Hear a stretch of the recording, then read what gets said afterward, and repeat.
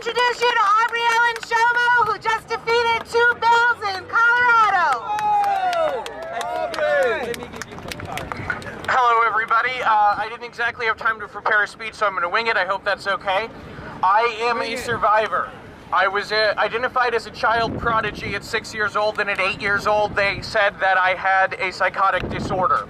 I spent the next 8 years drugged, sometimes to the point of drooling and sleeping through my days. I was hospitalized 7 times, and when I was finally an adult, I got out.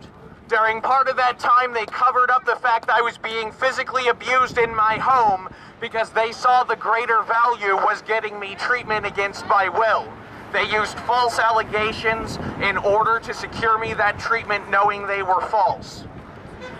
In the last 3 weeks, I terminated 2 pieces of legislation in the state of Colorado to expand civil commitment. The first such piece of legislation deprived Colorado citizens of the jury trial if they were to be committed. It was killed at sponsor request on the floor of the State House.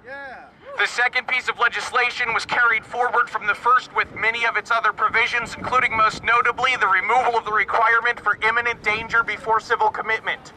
It made it through the House, and it was killed in committee in the Senate, again at request of the sponsor. But there's a deep concern growing within me about these new pieces of legislation and this connection that politicians are drawing between us and violence. National Institute of Mental Health, the National Institute of Mental Health has released statistics stating that 26% of adults have a diagnosable mental illness. That's a hell of a voting block to take civil rights from. And it seems like it's well-meaning politicians from traditionally civil rights parties that are doing it because they feel the need to respond to a public perception of violence. The catch is, we're not violent, we're everyone.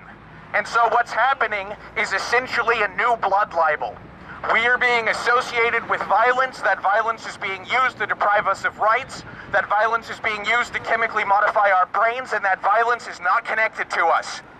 So, we have a need, and that need is to get politicians to realize that history will remember them as bigots for trying to lock us all up. They think they mean well. The men in that building think they mean well. I'm not here to tell you whether psychiatry is a fraud or not. I happen to smoke pot. I'm from Colorado. I like pot. I like to change my brain chemistry.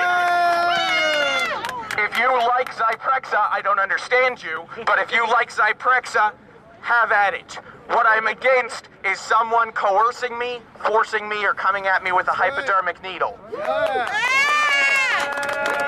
So there's progress in this fight against the Murphy bill. There's progress at the national level. We just turned the tide in the state of Colorado, but they'll be back. Do you know what they did?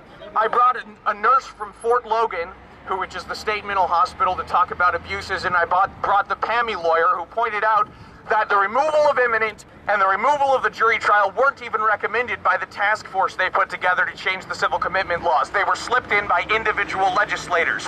Remember the name of Democrat Beth McCann. Remember it for all time. This woman came for the jury trial for mental patients. She came for the jury trial from 26% of her voters. She's from a district where the last election she won with 83% of the vote. 83 minus 26 means we only need to get 5% more to terminate her time in the public sphere.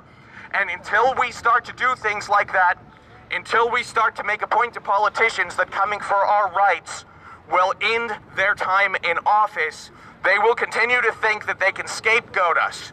They need to be afraid of us like they're afraid of every racial minority, and at 26% of the vote, we have the power to make them ask us what we want, not come at us with drugs.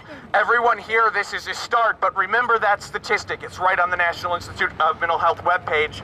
And remember the fact that these guys think because of the media perception, because of biases against our people, which are not legitimate, which are not based in science. I won't speak to the science of psychiatry, but the association with violence isn't true. We are 6 times more likely to be a victim. 96% of violent crimes are committed by people without a diagnosis, yet somehow we make up 26% of the population. And also, There's a recent study which said of people with mental illness who are arrested, fewer than 10% of those cases does the arrest have anything to do with their symptoms.